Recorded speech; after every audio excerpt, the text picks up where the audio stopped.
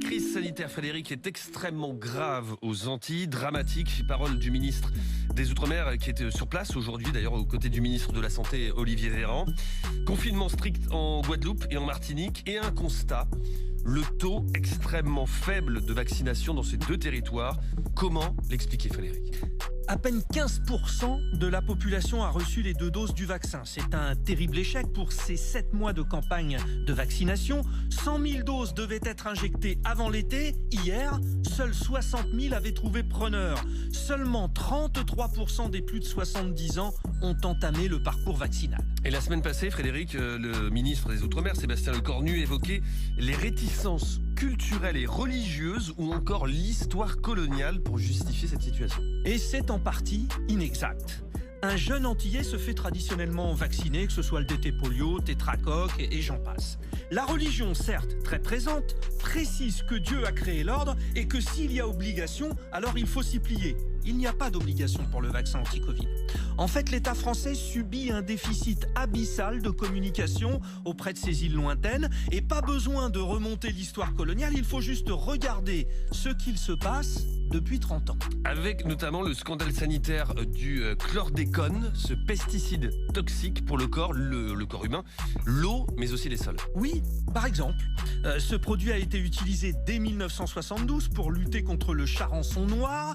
Suite à l'application de nombreuses maladies, l'apparition de nombreuses maladies, il est interdit en France seulement 14 ans après que les États-Unis l'aient fait. Et encore, la France aura prolongé de 3 ans son utilisation en Martinique.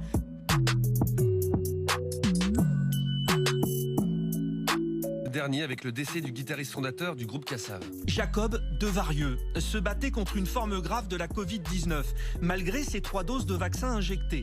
Il est décédé à l'hôpital. Il était le Johnny Hallyday des Antilles,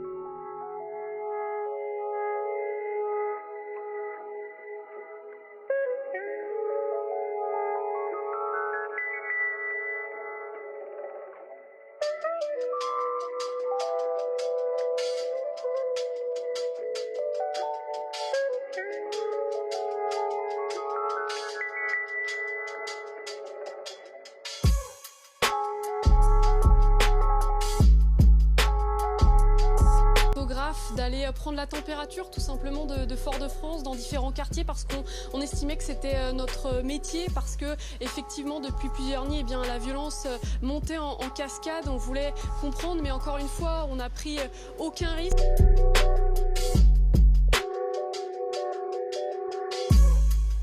Le couvre-feu qui avait été imposé, il n'y avait personne dans les rues, il y avait des forces de police très tendues, extrêmement tendues, et donc lorsqu'on s'est arrêté, en ayant pris nos dispositions, en regardant vraiment tout autour de nous, on s'est arrêté donc pour prendre ce barrage en feu. On s'était donné cette règle de rester très peu de temps sur chaque barrage où l'on s'arrêtait, si l'on s'arrêtait.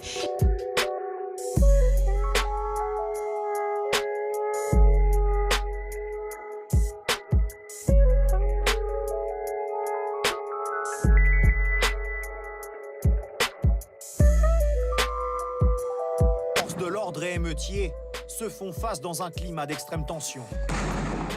Cette nuit encore, des tirs à balles réelles ont visé journalistes, policiers et gendarmes, comme on le voit sur cette image amateur.